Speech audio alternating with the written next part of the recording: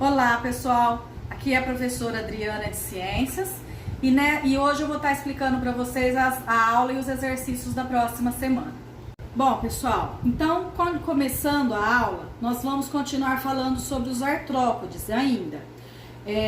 Aí para começar, vocês vão pegar o livro de vocês, abrir na página 18 e fazer a leitura bem atenta desse texto, que fala sobre as pragas urbanas e o uso de inseticidas. A seguir, pessoal, vocês vão ler um texto complementar que eu mandei aí junto com as atividades, que vai continuar falando sobre o uso de inseticidas e agrotóxicos para combater as pragas urbanas. Por que a gente está nesse conteúdo falando de inseticida, de insetos e pragas urbanas? Porque os insetos, eles são artrópodes. Então, por isso que a gente está entrando nesse assunto. Então, a gente está relacionando os artrópodes com os insetos. E aí, então, na aula passada, nós vimos já quais são os benefícios e os malefícios que os artrópodes podem causar. E hoje nós vamos falar um pouquinho mais sobre os inseticidas e os agrotóxicos. O que eles podem causar na saúde de nós, seres humanos. Bom, pessoal, terminado de fazer a leitura desse texto, que é bem interessante, vocês vão ver aí que tem todas as orientações de cuidados quando a gente usa inseticida em casa, o que a gente deve fazer. Tem as informações sobre os agrotóxicos, né, que são usados nas lavouras, o porquê que é recomendado, o porquê que não é recomendável, né? Então tem tudo isso nesse texto. Então é uma leitura bem interessante e que faz parte do nosso dia a dia. Terminado então de fazer essa leitura, vocês vão aí para o item 3, que são as instruções. Então o que vocês vão fazer? Depois de ter feito essas duas leituras com bastante atenção, vocês vão responder o item 3, Vocês vão responder a questão A. Quais os principais cuidados que devem ser tomados para que o uso dos inseticidas não sejam mais prejudiciais que as picadas dos insetos? Por quê? Porque às vezes a gente quer se proteger da picada de um inseto, mas a gente usa os inseticidas e acaba se prejudicando mais a saúde da gente com o inseticida do que com a própria picada. Então, depois de todas essas leituras, vocês vão analisar e responder essa questão A. Depois a questão B. Quais outras maneiras que temos para se prevenir contra os insetos, sem ser o uso de inseticidas? Também tem algumas sugestões nesse texto, né? O que a gente pode fazer para se prevenir sem precisar usar os inseticidas? Em seguida, vocês vão para o exercício 4. O exercício 4 é um gráfico.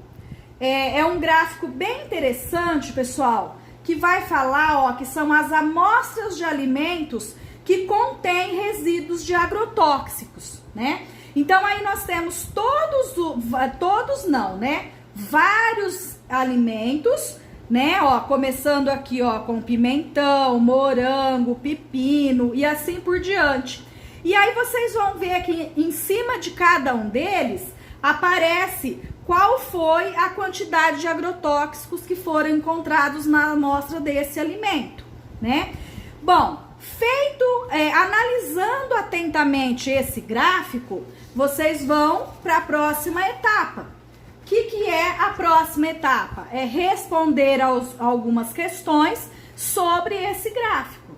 São 3 perguntinhas só. A perguntinha A. Quais os principais efeitos que os agrotóxicos podem causar à saúde? Tem no próprio gráfico, é só vocês analisarem com atenção. B. Entre os alimentos que apareceram no gráfico, qual o alimento que possui mais agrotóxico? E o que possui menos? E a letra C. Qual a porcentagem de agrotóxicos presente no mamão e no arroz?